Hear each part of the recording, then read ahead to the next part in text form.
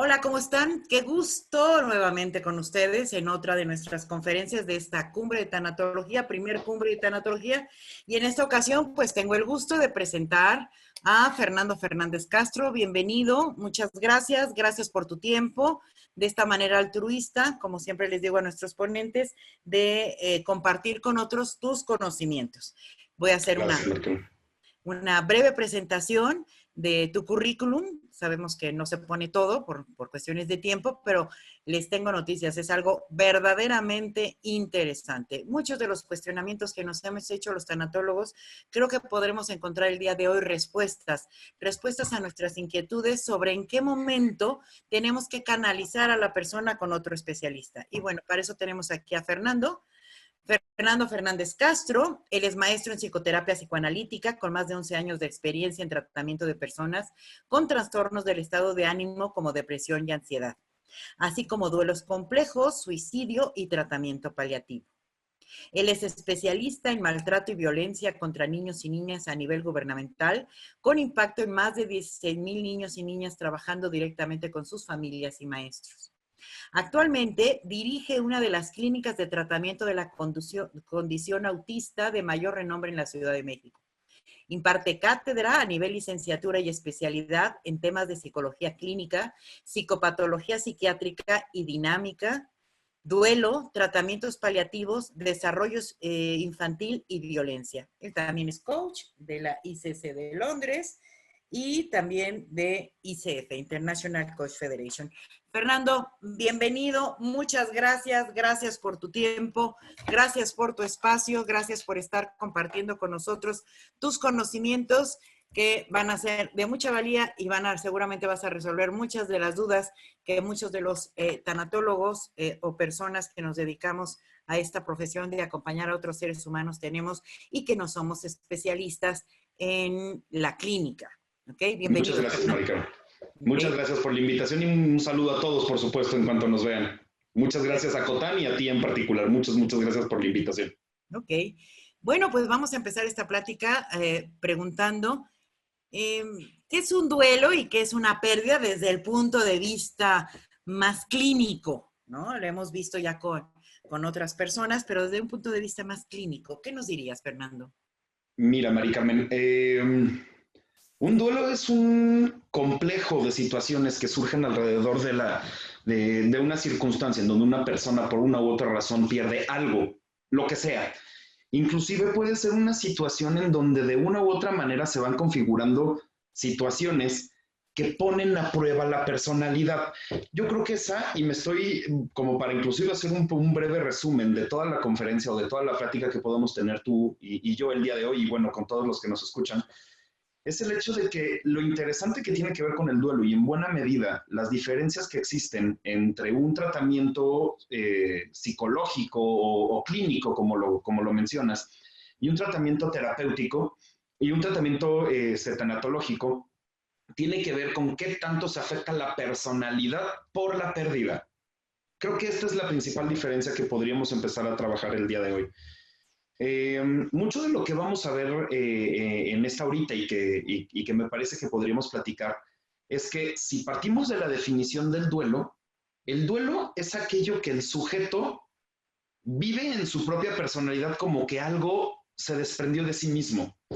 Es un concepto que no es nada nuevo, de hecho tiene por lo menos más de 100 años, pero que en los últimos años en términos de psicología profunda, psicoanálisis y algunos otros aspectos relacionados al tratamiento clínico de pacientes que por una u otra razón perdieron algo, hoy en día se habla de la clínica de la pérdida.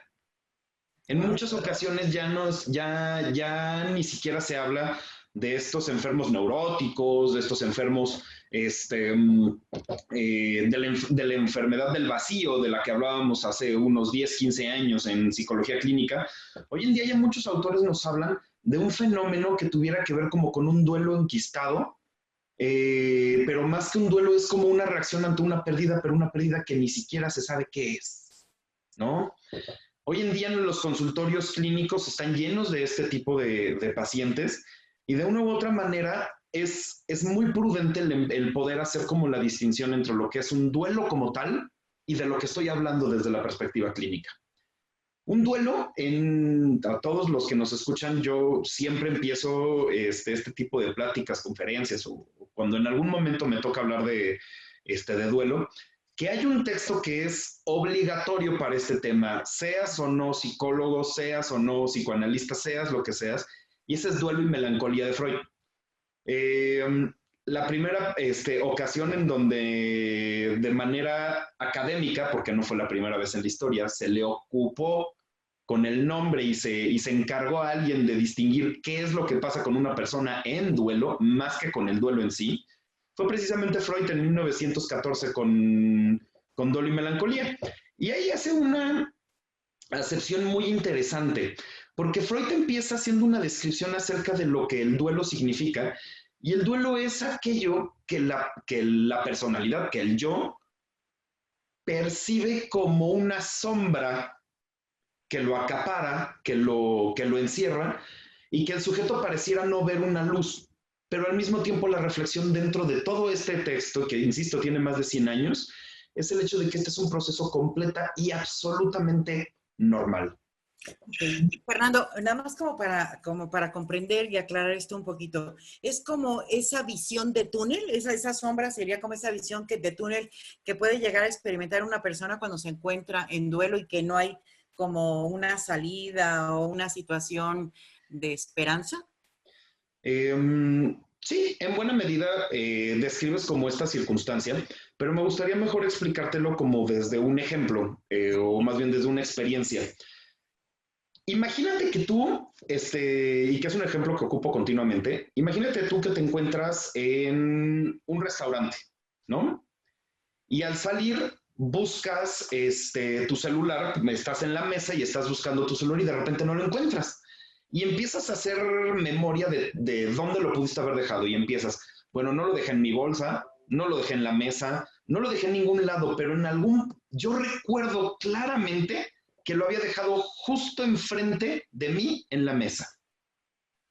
Preguntas a los de la misma mesa, oigan, ¿vieron mi celular? ¿Dónde está? ¿Dónde está? Te empiezas a imaginar un montón de cosas y esa primera sensación que tienes en ese instante en el que te diste cuenta que tu celular ya no está y que bueno, ahora hablamos de un elemento al cual le tenemos particular aprecio, que es el celular. Ya significa muchas otras cosas y no solo necesariamente el hecho de que es un aparato que nos permita hablar con otras personas, ¿no?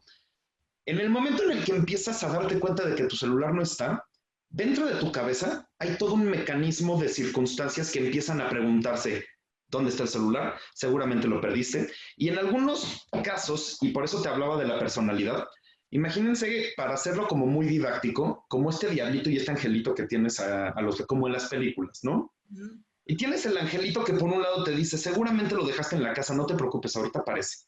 Pero por el otro lado está el diablo que te dice, oye, no es cierto, eso no está en la casa, tú lo dejaste ahí, seguramente te lo robaron, seguramente hay una persona ahí que te quiere hacer daño. Pasan millones de cosas en ese instante en el que te das cuenta de la situación que se perdió. En ese momento como de confusión, en lo que tratas como de integrar qué es lo que está pasando y dar una respuesta, este pequeño ejemplo que pongo con un celular, multiplícalo por 1000, dependiendo de la calidad o más bien de la cantidad de energía mental dirigida al objeto perdido. Pongo el ejemplo del celular porque ahora no sé si te has fijado que la mayoría de la gente en cuanto tiene su celular en la mano, cuando se para lo primero es tocarse las bolsas o tocarse la misma bolsa del... Y es un fenómeno que está sucediendo, por supuesto. Creo que es una de las grandes pérdidas en este siglo, en este momento de la vida, ¿no? Y por eso el ejemplo del celular me parece como muy pertinente, porque es muy moderno, vaya, muy contemporáneo. Vale. Pero justo el revisarte implica la cantidad, fíjate nada más desde ese ejemplo, la cantidad de energía mental dirigida al aparato celular. Piénsalo como si fuera una gran batería. Y esa gran batería que representa el celular por la cantidad de afectos, vamos a llamarlo desde esa perspectiva, que están imbuidos en ese objeto, de repente no se perdió el aparato. El aparato es lo de menos porque lo puedes recuperar eventualmente. Algunas cosas se perderán, unas fotos, pero ahora con la nube pues ya hasta menos, ¿no? Lo que importa no es el aparato, lo que importa es la cantidad de energía mental que estaba dirigida a ese objeto. ¿Sí me explico? Sí. Entonces, eso es lo que pasa cuando hay un duelo, la cantidad de energía que le ponemos a la pérdida. Más que a la pérdida, al objeto, que hay una gran diferencia, Mari Carmen, en ese sentido. Y aquí sigo parafraseando a Freud en 1914. Fíjate cómo toda esa energía que se le dirige al objeto, el problema no es ya la pérdida del objeto real, sino la pérdida del objeto que está aquí. Mental. Toda esa energía no se desaparece de un día para otro. Si se desapareciera, no existiría el duelo.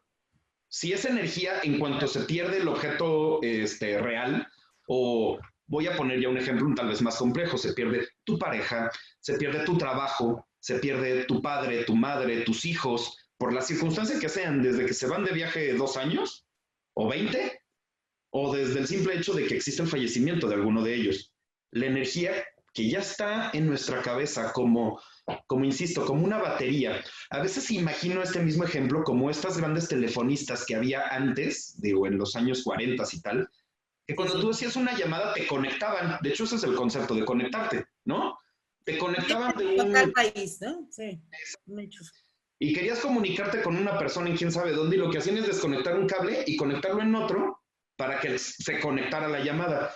Imaginen esa misma como metáfora en donde tú desconectas, pero no es tan fácil como conectarlo en otro lado. Necesitas hacer todo un proceso para que esa energía se dirija a otro objeto. Eso es lo que es el duelo, es energía, Es el duelo. en lo que conectas. El proceso de conectar una cosa con la otra. Efectivamente, Mari Carmen, esa es la concepción de psicología profunda del significado del duelo. El duelo no es el dolor en sí mismo, aunque suene como medio cacofónico en decir el duelo no es el dolor desde esta perspectiva. El duelo es el proceso de que la energía incluida, o más bien imbuida en un objeto, se puede ir retirando poco a poco, y ese proceso duele mucho, y dirigirlo a otro elemento. Una parte de lo que nosotros en la clínica vigilamos mucho cuando hay un tema de duelo es precisamente a dónde se dirige esta energía que quedó como disponible. Porque hay varias opciones. Y una de las más comunes que existe hoy en día, por ejemplo, y que cada vez pues, se pone más de ejemplo, es el tema de la pareja. Créeme, me baso exclusivamente en muchos textos. Sobre el tema también te puedo recomendar uno que se llama La separación de los amantes, de Igor Caruso. Habla muchísimo de esto, sobre todo del duelo por pérdida de pareja, y se los recomiendo. Es un súper texto, es complejo, pero es muy bonito. Y justamente la modernidad en términos del duelo nos llegó con que un clavo saca otro clavo. Hoy en día las relaciones son así, y tengo un amigo que precisamente para ejemplificar esto de lo que significa conectar y desconectar como sin sentir el proceso que está en medio, un amigo mío hace unas semanas me decía, es que hoy en día los pacientes pareciera que están con el síndrome del perico. Tú me dirás, Mari Carmen, ¿cómo se te ocurrió el síndrome del perico? ¿Qué es eso? Es inventado, y eso sí se los digo, es otra metáfora como para poder explicar esto. Pero creo que queda muy claro. Cuando una persona, no todos, pero muchas personas, están en una relación de pareja, es como un perico. Cuando el perico está en una jaula, está bien agarrado del palito que está del cual se sostiene, pero bien agarrado, con las dos patitas bien agarradas. Si se quiere pasar a la barrita que está enfrente, sin soltar la primera, agarra la de adelante, y ya que la tiene bien agarrada la de adelante, entonces ya se pasa a la otra. Bueno, la metáfora tiene que ver con pareja. Obviamente no existe el síndrome del perico, pero creo que queda bastante claro con este esquema. O sea, yo no me voy a terminar una relación de pareja si no tengo otra. Claro. Wow. Y entonces, piénsalo desde esta perspectiva, Mari Carmen. Si ya desconecté un cable y lo estoy como haciendo todo el proceso que significa conectarlo en otro lado, pues este es como un chup chup. Ni siquiera me esforcé en ver en dónde lo quiero conectar realmente. ¿En dónde es el punto donde quiero llevar este cable ahora? ¿En dónde esta energía muy personal se está dirigiendo ahora? Y entonces empiezan las actuaciones, como el tema del perico. Un clavo saca otro clavo, y entonces una persona se da cuenta que desde que tenía 15 años y hoy en día tiene 40 y tantos, siempre ha tenido pareja. Y que el periodo más largo que... Y sigo con el ejemplo de la pareja porque me parece como muy evidente y muy, muy claro, inclusive didáctico. Y de repente se empieza a preguntar a sus 40 años con una sensación de vacío muy, muy grande en el pecho, ahora sí que un vacío muy existencial. Se empieza a preguntar y es cuando llega al consultorio y te dice, oye Fernando, es que mientras vas preguntando, me doy cuenta que el periodo más largo soltero que he tenido desde que tengo 15 años es de un mes. Wow. Sí, creo que No es se, un no, fenómeno no que se está imaginan dando, de sí. verdad cuántas veces se repite esto en la clínica, ¿eh? Muchísimo, muchísimo.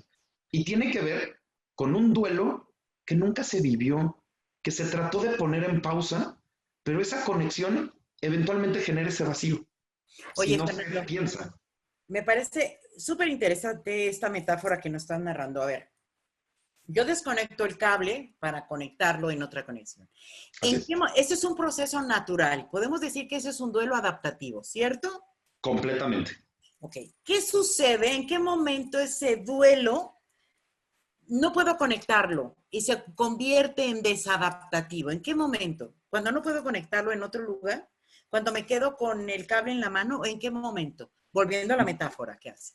Claro, volviendo a la metáfora, pues es un muy buen esquema lo que hablas acerca del cable, ¿no? De quedártelo en la mano.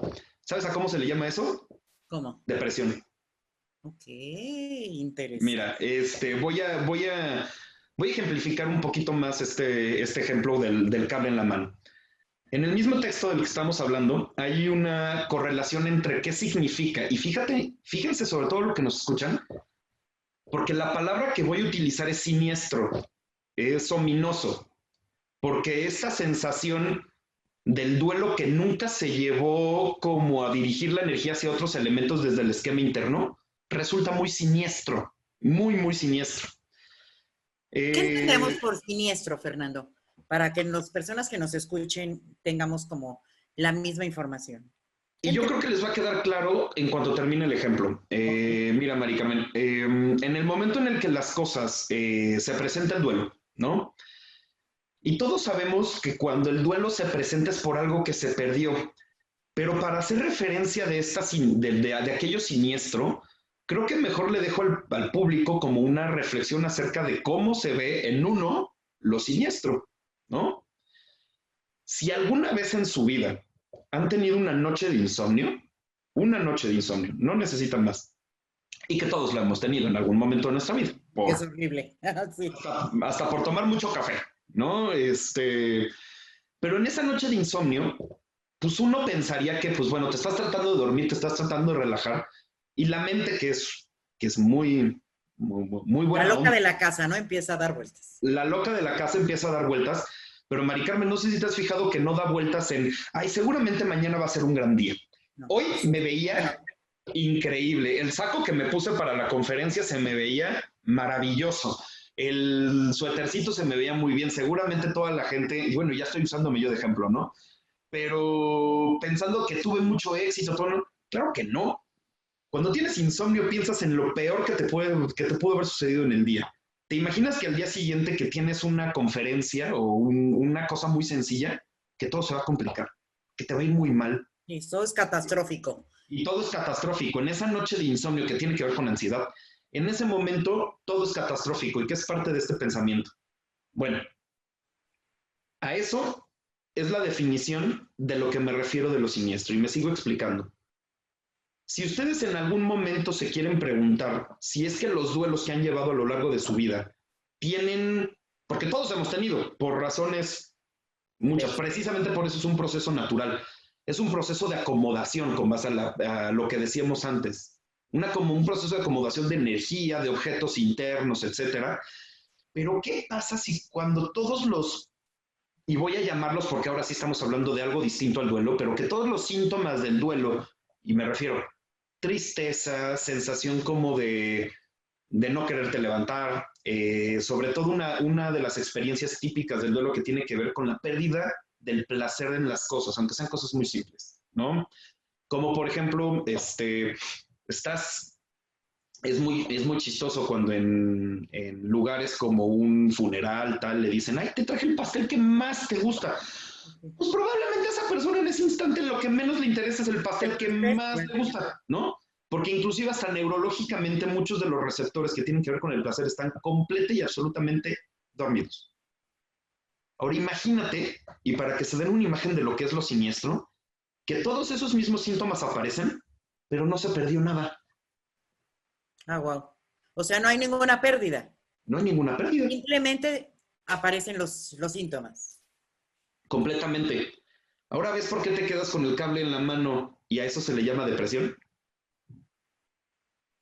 Justamente a eso esa es la depresión.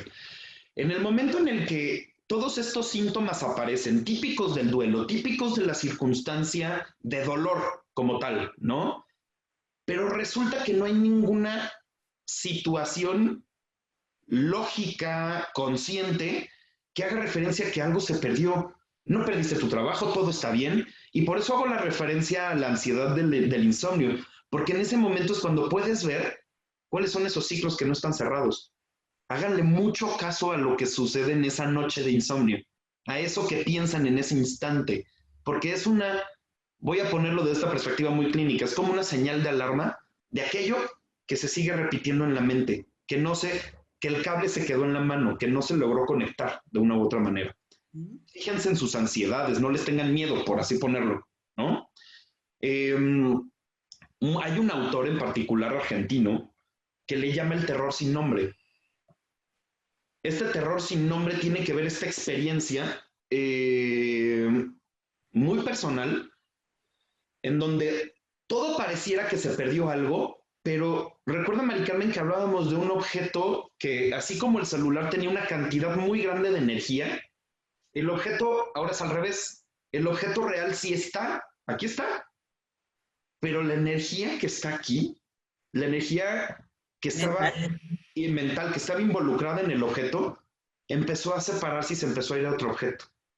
Eso es el fenómeno desde la psicología profunda de la depresión. Ok, entonces ya no está el objeto y entonces lleno o mi atención se va a la depresión. ¿Estoy entendiendo bien? La energía completa del ambiente, empiezas a quitar toda la energía de los objetos externos, todos. Por eso se pierde el placer. Y la Por dirijo eso, a mí, la dirijo y a la mí. dirijo, claro. La dirijo toda a mí porque estoy tratando de reparar algo que traigo internamente y ese es el problema. No tengo ni idea de qué es eso que estoy tratando de reparar. Y obviamente es una tarea, pues, titánica O sea, y un cuando no poco sabes, infructuosa. a ver, nada más como para aclarar, cuando no sabes qué es lo que tienes que reparar es porque no hay una pérdida. Sin embargo, cuando existe una pérdida y estás deprimido, sí sabes que hay algo que perdiste. ¿Es esto así? ¿O puede presentarse aislado? Voy a acomodar un poco la manera en la que hiciste la hilación en la frase. En el duelo es el proceso de acomodación normal y la energía dentro del proceso de duelo se acomoda en otros objetos externos. En la depresión no, y ahí está la parte que ya es desadaptativa, ¿no? O sea, yo Eh, en un duelo normal puedo irme a otros objetos. Aunque viva la depresión, que es parte del proceso, pero son días, es una depresión reactiva, no clínica, por así decirlo, no enfermiza, por así llamarlo, ¿no? Patológica, llamémosla, una depresión que ya funcione desde la perspectiva de la patología. Okay. Y sobre todo, pues la reflexión entre la diferencia entre duelo y depresión, porque se parecen mucho. O sea, si tú agarras a un psiquiatra que no sabe qué es lo que está pasando y lo sientas en un funeral, te va a empezar a diagnosticar a todas esas personas pues, con depresión, porque se ve muy parecido, Sí, sí, muy claro. parecido. Sí, El pero tema es es que una no sepan lo depresión que está reactiva. pasando. De hecho, si ustedes revisan los manuales de psiquiatría, van a poder distinguir que la primera situación que es el diagnóstico diferencial de depresión es que no hay una situación de pérdida en la vida. Si hay una pérdida, no es depresión, es duelo. Y en ningún lado, en ningún manual de psiquiatría, ni de psicología clínica, ni de ningún aspecto que yo sepa hasta ahorita, por supuesto, dice que el duelo es patológico, bajo ninguna circunstancia. No, es algo normal. Sin Completamente normal. embargo, ¿en qué momento se convierte patológico? ¿En qué momento pasa esta estructura, esta situación, donde deja de ser normal? Mira, en psicología y en particular en tratamientos de personas, todo se encuentra en qué tanto es suficiente, ¿no? Es una dinámica, una integración de tres cosas. La primera es tiempo. De hecho, ya en algunas ocasiones lo he hablado con algunas de las personas que probablemente nos estén escuchando. El primero es tiempo, el segundo es circunstancia y el tercero es intensidad. Y esto aplica para cualquier enfermedad mental, inclusive enfermedad física, ¿eh? Fíjense nada más en el esquema. Es como una receta simple de cómo saber si una circunstancia de la vida, no necesariamente un duelo, porque también se está generando como se está enquistando. El primero es el tiempo. ¿Qué tanto tiempo es sano llorar a alguien? Pues depende de cada persona, depende, bueno, más que de la persona, depende de la energía que esté imbuida en ese objeto interno, ¿no? Hay autores de psicología humanista que le llaman objeto virtual, como para que también tal vez algunos de nuestros escuchas que versen más sobre el tema del humanismo, Rogers lo llamaba objeto virtual, precisamente a este objeto que está lleno de afectos, lleno de fantasías, lleno de circunstancias y que está interno. Desde la perspectiva de psicología profunda, tiene que ver con un objeto que se va configurando de un montón de cosas y que no necesariamente es la cosa que era originalmente. Me explico con esto, Mari Carmen. ¿Alguna vez les ha pasado que están soñando? Y esto es una pregunta para el público. Que están soñando y de repente se dan cuenta de que están en una playa, ¿no? Y me estoy inventando el sueño, ¿no? Y en esa playa resulta que hay un faro que se parece mucho a la casa en donde vivía su abuela cuando ustedes eran niños, ¿no? Se despiertan y dicen, ay, qué sueño tan chistoso. Estaba en una playa que se parece mucho a la playa de la que yo iba de vacaciones cuando niño, y también estaba ahí el faro de la casa de mi abuela, pero en la playa no estaba la casa de mi abuela, o sea, no. Ese es un fenómeno que la mente hace de manera continua y se llama condensación. La mente condensa pedazos de nuestra experiencia en un solo o en una serie de elementos para poderlo tramitar de mejor manera. Y el ejemplo lo explico o lo amplío con el ejemplo de unos gemelos. Mari Carmen, imagine, o también al público les pregunto, ¿ustedes creen que cuando unos gemelos crecen en una misma casa, traen prácticamente el mismo paquete genético? Este objeto interno que son sus papás, por ejemplo, su mamá, que este objeto interno que traen es igual. No. No. Sin temor a equivocarme, yo también me atrevería a decir que casi ningún, para no generalizar. De repente hay hermanos, les preguntas quién es su papá y es alguien diametralmente opuesto de uno para el otro, ¿no? Claro, y te lo pongo como en gemelos, como para que todavía la similitud sea mayor, ¿no? Sí, claro. Exactamente, pero precisamente el objeto, a pesar de que el objeto real, el papá, pues sí fue el mismo, ahí está allá afuera, ¿no? Y fue ese. Pero la experiencia interna que nosotros fuimos condensando en nuestra mente fue una secuencia de afectos, de situaciones, de circunstancias que estuvieron alrededor de la relación con esa persona, con este celular, con cualquier cosa, y que lo van condensando en un solo elemento. Ahorita que me preguntabas sobre el duelo patológico, se los pongo en otro ejemplo. ¿Qué se les parece más difícil separarte de una relación amorosa, pero que por circunstancias de vida ya no puede continuar? ¿O una relación ambivalente en donde se la pasaban del chongo todo el día, y era de odio, amor, literalmente de manera Claro, continua? nos escuchan Fernando el Chongos peleando. Sí, claro, se están peleando todo el día. Y pues bueno, sin temor a equivocarme, les puedo adelantar, ya que no me pueden contestar, es el hecho de que es mucho más difícil separarte de una relación tan ambivalente, tan de odio-amor, porque hay mucha energía en el objeto, aunque sea odio. Claro. En la mente no hay distinción en ese sentido. Y como todo está hipercondensado, todo está vuelto en una sola, como en una sola pelota del objeto, pues esto complica mientras más Frankenstein se vaya volviendo esto y más pedazos de diferentes cuerpos vaya adquiriendo, más difícil es irlo desmembrando. En pocas palabras, mientras menos conozcas las razones por las cuales viene el dolor propio del duelo, más difícil se vuelve y por tanto más incapaz te vuelves como ser humano de poder desmembrar este Frankenstein interno para poder decir, pues era todo esto.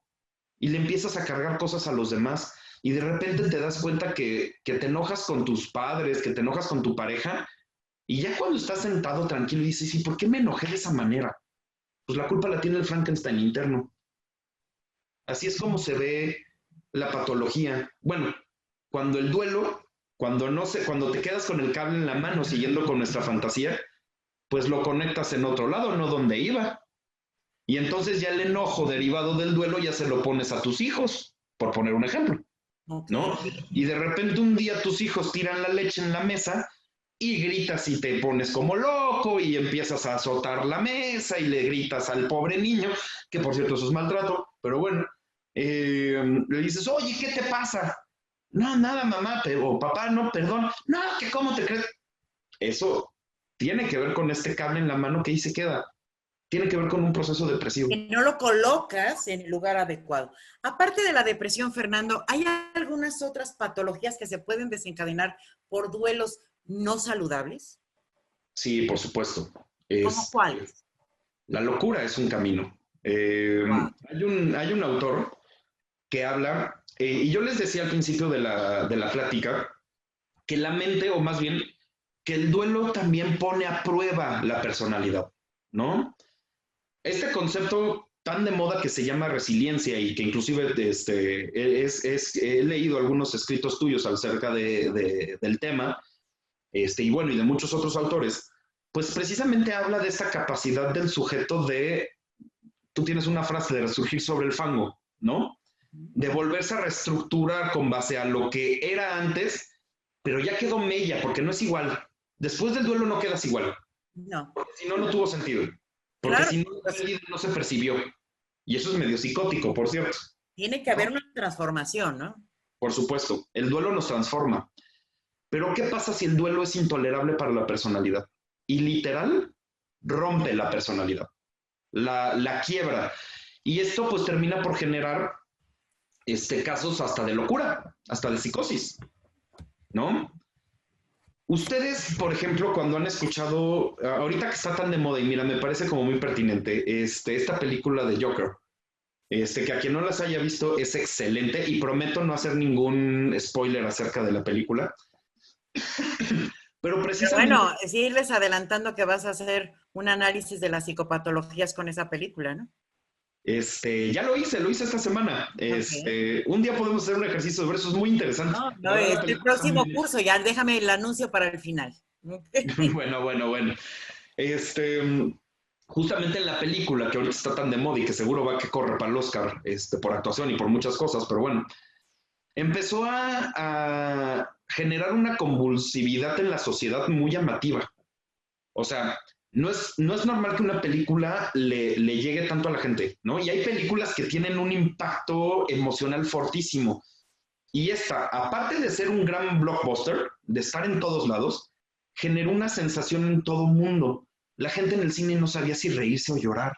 La gente en el cine no sabía si enojarse o empatizar con el personaje, porque toda la historia que van a ver en esa película es pérdida tras pérdida, tras pérdida, tras pérdida, tras pérdida, tras pérdida, que terminó por romper la personalidad del sujeto. Wow, qué interesante. El Joker, bueno, el personaje de Joker, pues es ficticio, pero hay muchos por ahí afuera. Muchos jokers. Muchos. Habemos muchos jokers por ahí caminando, muchos. Y yo les recomiendo que si algún día en la ciudad de la que nos escuchan, en todo el mundo, en todas las ciudades grandes, hay vagabundos, ¿no? Muchos, sí. Sus historias están llenas de pérdidas y que la personalidad no fue capaz de tolerar.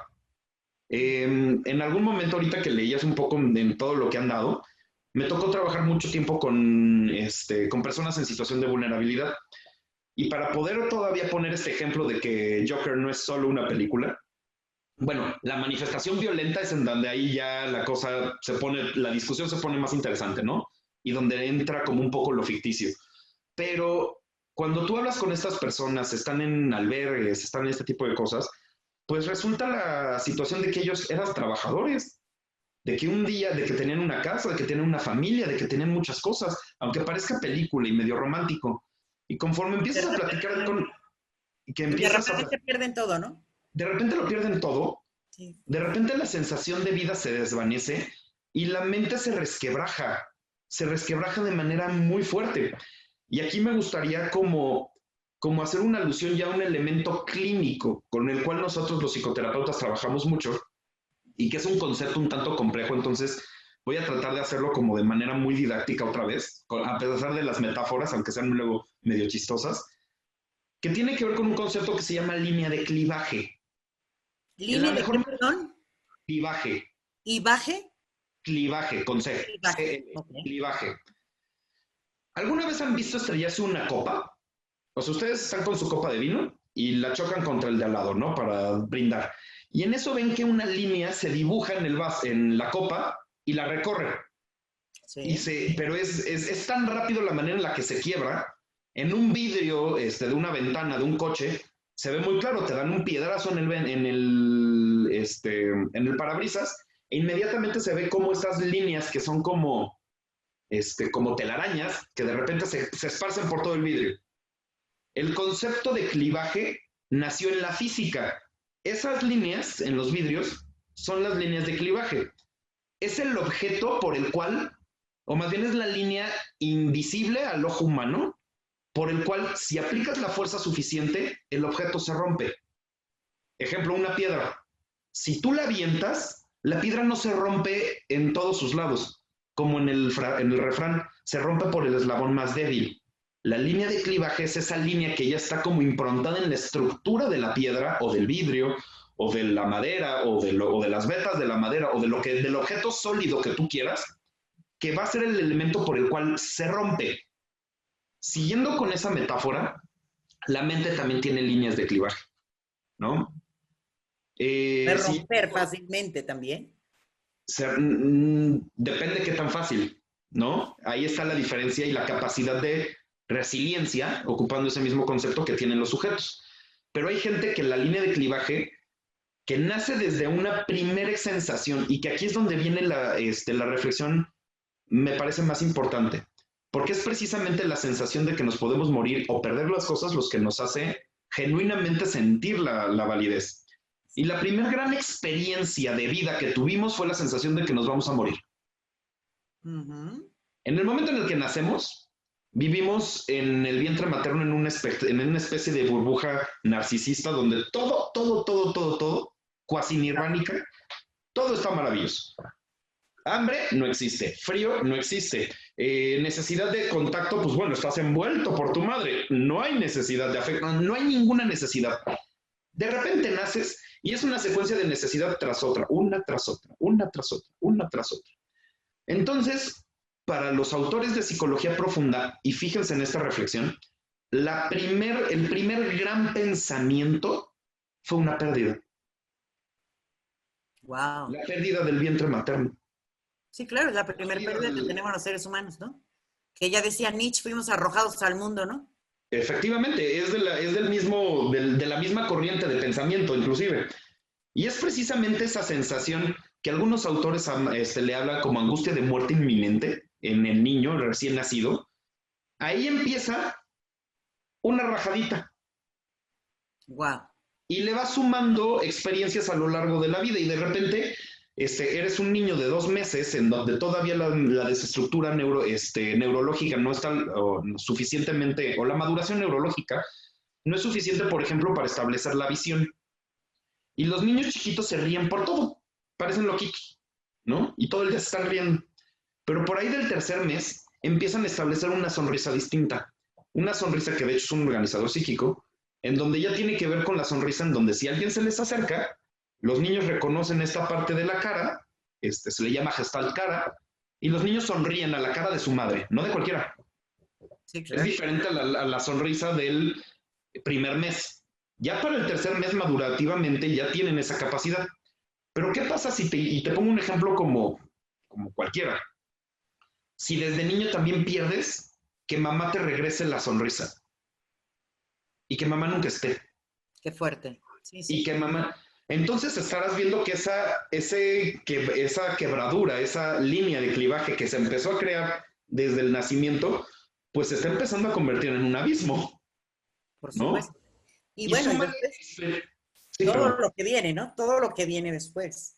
Y Así es. súmale experiencia tras experiencia tras experiencia tras experiencia, Y Hegel, porque ni siquiera fue un autor clínico, decía que el dolor es un espiral dialéctico.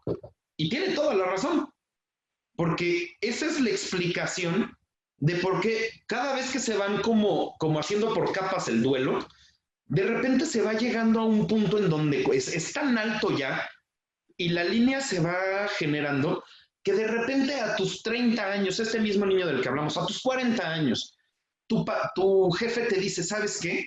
Me parece que tu trabajo es terrible. Me parece que tu trabajo está muy mal hecho. Y de repente viene un quiebre literal, psicótico, porque fue justo como en el vidrio, el punto exacto que Como hizo que pegarle a la la... personalidad, pegarle en el punto exacto que hizo que toda la personalidad se rompiera, Sí, regresando hasta el punto. tocas algo muy interesante, Fernando. Entonces, podemos decir que si la estructura o esta línea de la que tú nos hablas, que tenemos desde el nacimiento, se va extendiendo, extendiendo, extendiendo con pérdidas, pérdidas, pérdidas a lo largo de nuestra vida, puede ser un factor que en algún momento alguien le dé con el dedo y se quiebre y llegues a la locura. Todos estamos susceptibles de caer en la locura en algún momento. Todos, todos, todos. Hay un autor francés que se llama Bergeret, Jean Bergeret, que habla precisamente de que cuando la mente se pone a prueba y las cosas que ponen a prueba la mente son las pérdidas de la mente, ya sean internas o externas. Y ahorita voy a hablar un poquito sobre el duelo fantaseado, o más que fantaseado, como la pérdida fantaseada, más no el duelo. El duelo es igual, pero lo perdido fantaseado también es muy interesante, la pérdida de expectativas. Ahorita voy para allá. Pero justamente este autor habla de que cuando la mente se estructura de alguna manera y estas capas van generando esta línea de clivaje o esta línea donde se puede romper la mente hasta la... esa era la concepción freudiana de infancia es destino, a eso se refería, a cómo se van generando estas capas y que eventualmente llegan a constituir una personalidad tan grande que pareciera que no le duele nada, pero a aquel que no le duele nada de repente le tocan un punto nodal y llega a un esquema psicótico. Wow. La psicosis está presente en todos nosotros, solo, y es una frase de Joker, ya que estamos en esto, lo único que se necesita es el empujón adecuado. Para que se desorganice todo. Exacto, y de hecho el concepto es ese, que la personalidad se desorganiza a tal punto Y que entra en podemos, un estado psicótico. y podemos decir que los duelos son como situaciones que pueden favorecer que esto se dé, ¿no? Las Así es. pérdidas de objetos o sujetos importantes en la vida del ser humano. Pero son precisamente los duelos también, o más bien la elaboración del duelo, la que puede hacer que esas líneas de esclivaje también se vayan cerrando y sea menos susceptible de romperse. Ah, wow. Si hay Eso una tiene, buena elaboración o una elaboración sana. ¿Estoy entendiendo bien? así es. Imagina que la experiencia de haber perdido a tu mascota, ¿no? Cuando niño, para seguir con como en esta idea de la infancia y cómo se ve en la adultez.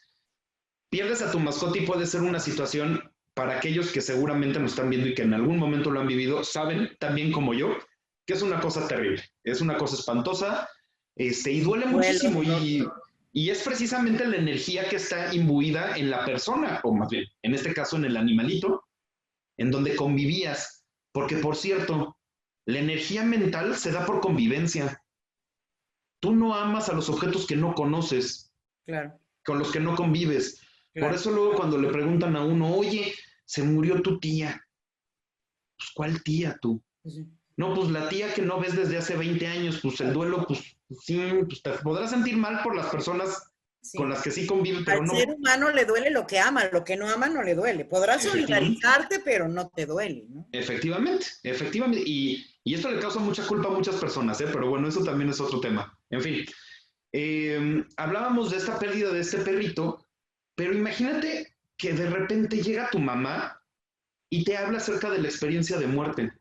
Suena muy siniestro, otra vez regresando al mismo, suena muy feo, vamos a ponerlo en ese término. Suena muy feo en que mucha gente dice, ay, ¿cómo le hablas al niño ya de muerte y de que no está? Y mejor dile que se fue de vacaciones, que se fue, algo así. Pero qué padre que entre familia le hagan un entierro, le hagan un rito acerca de eso, que se puedan sentar, hablar de lo sucedido, hablar de qué fue lo que pasó, de cómo se está sintiendo el niño, de cómo se está sintiendo el papá y que le diga, a mí también me duele mucho que, pues, que ya no esté Fido. Porque, y se acuerdan que cuando, y empiezan como estas risas, ¿no? Ya, y se acuerdan cuando Fido, estábamos aquí en la mesa y se subió y se comió el pan, y no sé, este tipo de experiencias. Estoy hablando de un perro, pero vayan a un funeral y vean que ese tipo de cosas pasan, ¿no? Y ese tipo de experiencias, lejos de generar esa ruptura, terminan por unirlo más. Piensen en esas experiencias infantiles de cuando de verdad se sintieron escuchados y acompañados por sus padres, sobre todo, y podrán encontrar que eso, lejos de recordarse con odio o con rencor, se recuerda con mucho amor. Eso es lo que termina por generar como estos eslabones que unen a la mente. Esas experiencias. La experiencia es como pegar las líneas que se van rompiendo en la copa, Fernando. Es como... Más que la línea ya queda marcada desde el inicio, ¿no? Okay. Hay una fragilidad. Pero la siguiente capa ya no está rota. Okay. Entonces la línea ya no tiene esa continuidad, entonces ya no se rompe tan fácil para seguir con esa metáfora de la línea, ¿no? Estamos hablando de la locura, sin embargo me gustaría también tocar el riesgo de suicidio por pérdidas. Y bueno, ¿no? Justamente Bergeret, ya que estaba hablando de esto, hay un autor también, al igual que Bergeret, español, que se llama Jorge Tizón, y me tomo la libertad de tomar los nombres porque en una hora tal vez no podemos hablar de muchas cosas, pero lo pueden referir en los libros para que lo busquen en todo caso. Y Jorge Tizón habla de que cuando la mente se pone a prueba y estas líneas de cribaje se rompen, solo hay dos opciones. Uno es la locura y la otra es la muerte. No hay tintas medias. Wow. Cuando se rompe. Cuando se rompe, cuando la las mejores opciones es la locura para seguir vivo, pero es una manera de no estar consciente de lo que está sucediendo. Es una manera también de evadir, podríamos decir. De evadir de manera masiva. De hecho, sería más que de evadir, de negar, ¿no? Y pues la mente, como se ve insuficiente para tolerar la frustración de la realidad, la frustración de lo que pasa ahí afuera, pues fíjense en el mecanismo, resulta muy interesante. En vez de entender el mundo externo, tu mundo interno lo sacas a habitar con el mundo externo. Ahí tienen el delirio, ahí tienen la alucinación, en donde hay cosas afuera que me hablan, veo gente que no está, como en la película de Una mente brillante, que durante años tuvo una conversación interesantísima con una persona que nunca existió. Ven cómo el mundo interno habita el mundo externo y en esta cohabitar se vive como real, porque ese es el punto, no es que esta persona lo viva como irreal, evidentemente para él es cierto, y eso se tiene que respetar. Y en muchas ocasiones puede ir por una secuencia de pérdidas malentendidas desde la infancia. Hay muchos textos de pacientes psiquiátricos, de pacientes psicóticos, para un poco hablar desde la locura y luego hablamos del suicidio, que te hablan precisamente de esta historia de pérdidas y entre delirio, así como en los mitos, siempre hay un pedazo de verdad. En el delirio y en la alucinación, siempre hay un pedazo de verdad, ¿no? O un pedazo de lo real. Y en ese momento, cuando tú le vas rascando a este tipo de pacientes y vas viendo sus escritos, vas viendo su discurso, te das cuenta que hay una serie de pérdidas que nunca quisieron voltear a ver. Nunca. Pérdidas que nunca quisieron voltear a ver. Qué interesante, ¿no? Y de verdad, esas pérdidas... Como los riesgos. Podríamos decir que estos son como los riesgos de no ver las pérdidas, de no elaborar duelos, ¿no? Pues sí, un poco. Pero a ver, ya cuando eres adulto la estructura está como más... La piedra ya no se rompe tan fácil, ¿no? Pero si desde niño esa piedra ya venía prácticamente rota, literal llegas a la adolescencia donde hay una secuencia de situaciones que te empujan a la locura y por eso la manifestación de la esquizofrenia y este tipo de cosas se da a los 20 años, a los 17. Sí, difícilmente se da más grande, precisamente porque es un momento donde la personalidad, por hormonas, por lo que sea, se empieza a resquebrajar y ahí está el adolescente tratando de acomodarla como puede y cuando ya la tiene consolidada y dice, ya la hice, pues viene el trabajo, vienen las presiones de la vida, se casa y te das cuenta de que te vas a morir pues siempre, pensando en que hay algo más, ¿no? Claro. Y es precisamente ese vacío y esa experiencia la que genera la situación de suicidio. El suicidio es un tema que también nos ameritaría como pues otras muchas horas, De muchas hecho, bueno, horas. afortunadamente Alejandro nos habla del tema. El doctor Águila sé que también está en alguna de estas conferencias y les recomiendo mucho que lo escuchen. Pero para hacer como una breve semblanza acerca de este fenómeno suicida, el gran problema que tenemos con ese fenómeno es que realmente nunca vamos a saber, porque quien ya lo consiguió ya no le podemos preguntar. No. A la locura sí le podemos preguntar, ahí está.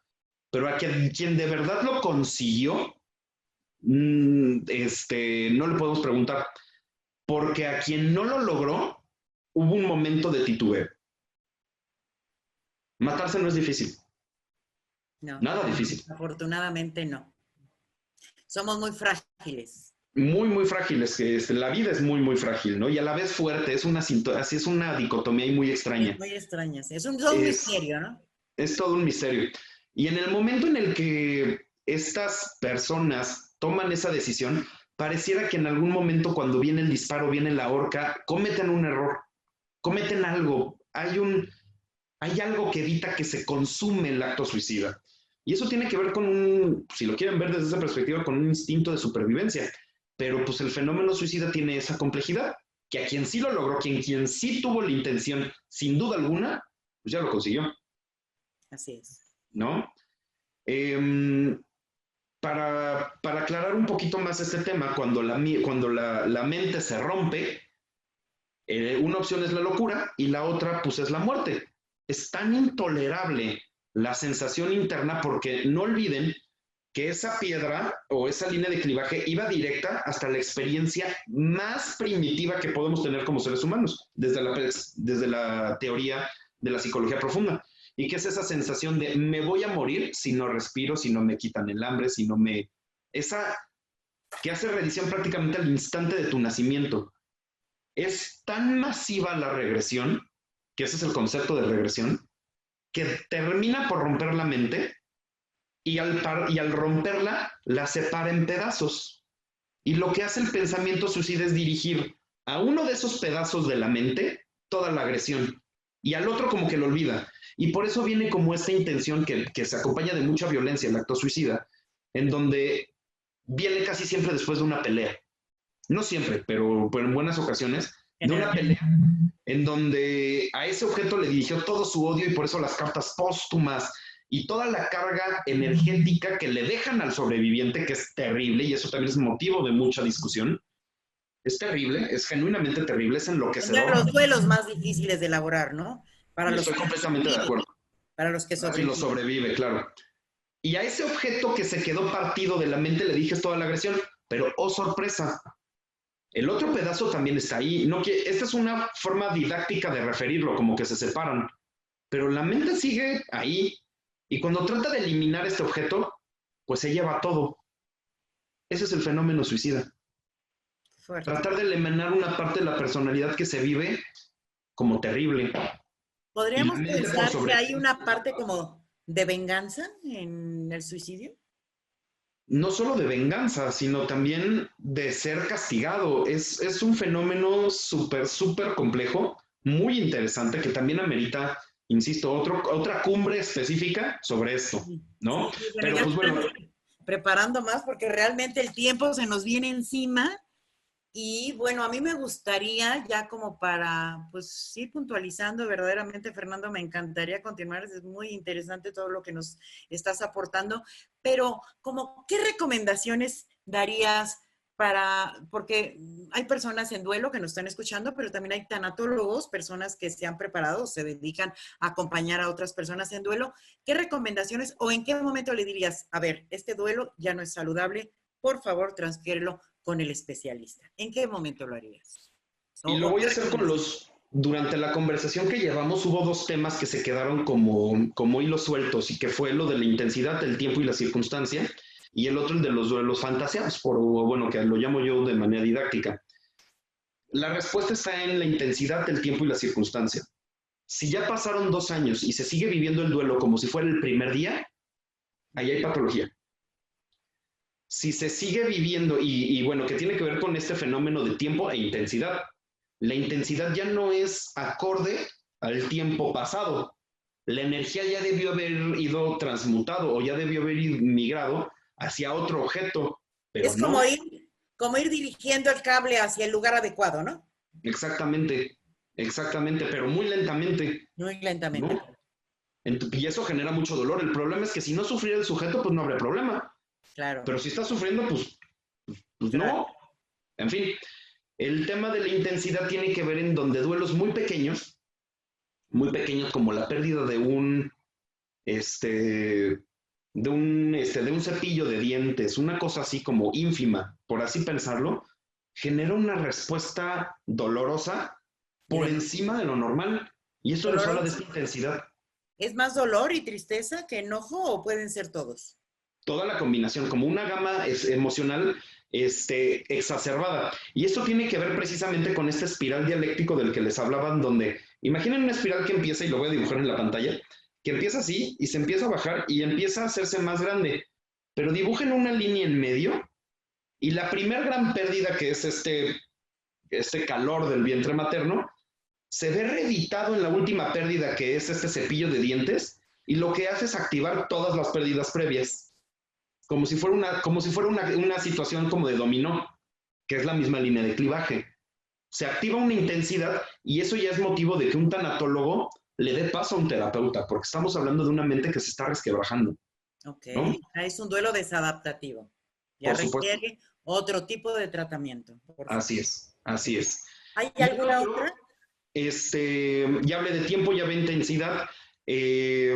Nos falta hablar de la circunstancia, en donde el duelo o este tipo de personas que viven, metiendo también tiempo, el duelo en todos los elementos de su vida y están en un salón de clases y te hablan de sus experiencias dolorosas como si fueran una circunstancia eh, y que pareciera que se regocijan en su dolor, ¿no?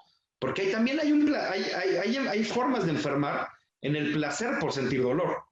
Ah, claro, claro, claro. También lo dejo como una reflexión, lo hablamos en otro espacio, porque si Sí, no, también nos vamos es un muchísimo. temazazazo, ¿no? Es un temazazazo. Pero bueno, es la primer cumbre, vamos a tener más cumbres para todos los que nos escuchen. Sí, claro, con gusto.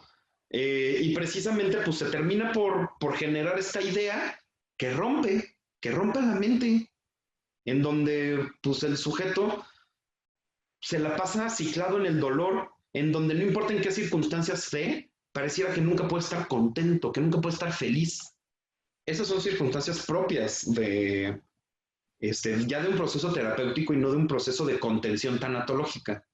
Okay. Lo que haces en la contención tanatológica es proveer de herramientas para disminuir la situación de incertidumbre del duelo. Y eso ayuda muchísimo a que precisamente esa línea no se rompa así como explote casi, ¿no? Ya con el tiempo, con un proceso terapéutico, pues ya vamos viendo cómo se va acomodando esa línea, cómo se va cerrando y de qué manera se va estructurando, ¿no? Y hablabas de otro, del duelo fantasiado.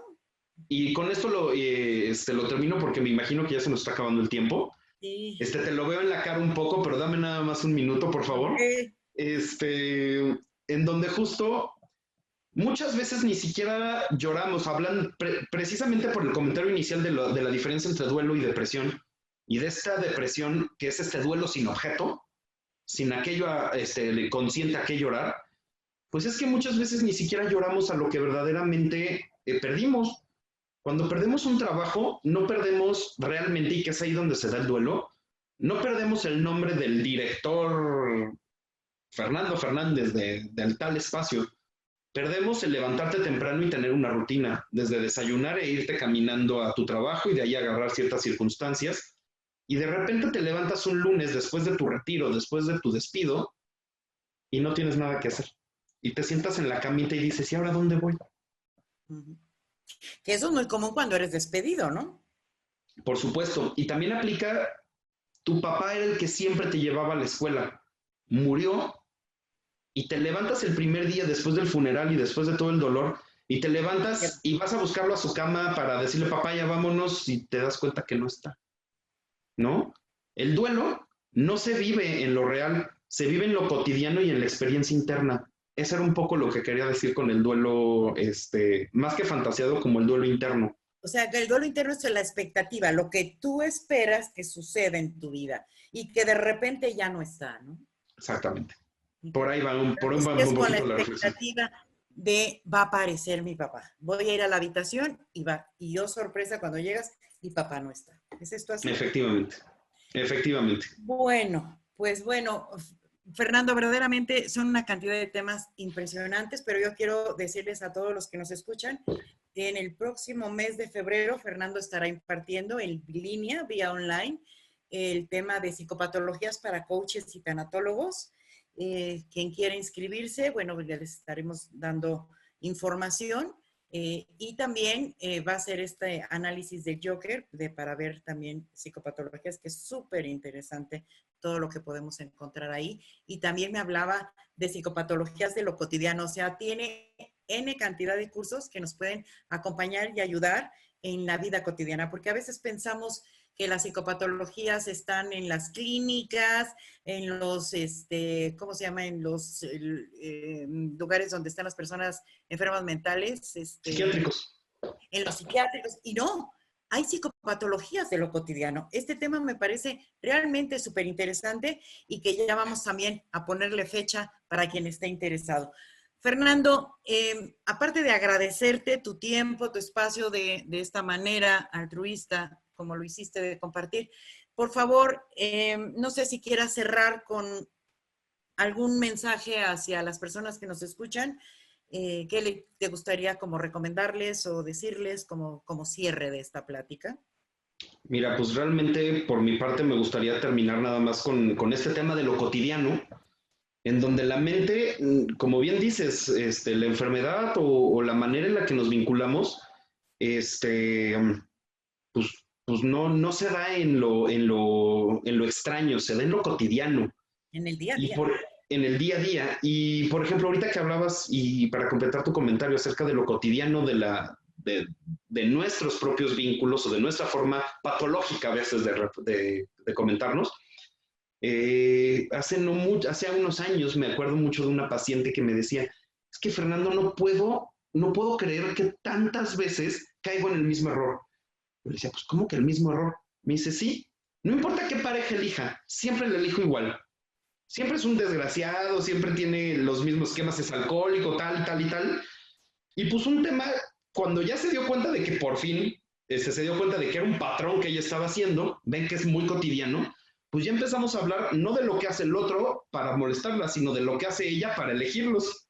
Así es. Y eso duele muchísimo. Eso también es un duelo, la pérdida de tus defensas. Y eso también puede ser todo un tema Por supuesto. para Por... otra convención. Vean todo lo que hay para poder comentar y seguiremos haciendo cumbres también, aparte de invitarlos a los cursos en los cuales va a participar Fernando con Cotán. Fernando, sé que tú das terapia, que das conferencias. Si personas quieren contratarte, quieren ir contigo a terapia, ¿dónde te pueden encontrar? ¿Quieres dar tus redes? ¿Quieres dar tu teléfono? ¿Dónde te pueden encontrar? Sé que no es adicto de redes, por eso movió, como diciendo, ¿cuál les doy? Pero a ver, danos tu teléfono, un WhatsApp, ¿qué nos das? Mira, por lo pronto, pues sí, si me das esa oportunidad, por supuesto se pueden comunicar directamente a Cotán y Cotán me mandará el mensaje, pero les puedo dar mi correo personal por cualquier circunstancia, con muchísimo gusto estoy para servirles. Mi correo es Fernando F de foca, C de casa, 19 con número, @hotmail.com. Va otra vez completo. Fernando FC 19 @hotmail.com y con muchísimo gusto estoy para atenderlos o por cualquier circunstancia que puedan necesitar o por una simple asesoría. Con mucho gusto, no más es cuestión de encontrar tiempo en la agenda, que sí está canijo. Así es. Perfecto, pero no imposible, ¿no? No imposible, sí, claro. Ok, muy bien. Bueno, Fernando, muchísimas gracias por habernos acompañado y habernos dado esta información. Y también, por supuesto, nos escriben a Cotán y nosotros les ponemos en contacto con Fernando. Gracias, Fernando, que tengas un excelente día y gracias por haber participado con nosotros en esta cumbre. Gracias. Gracias y un abrazo a todos, espero que estén muy bien. Y en este mundo nadie vino a sufrir, no lo olviden. Nadie. No importa qué te pase en la vida, nadie vino a sufrir. Nos vemos en otra ocasión.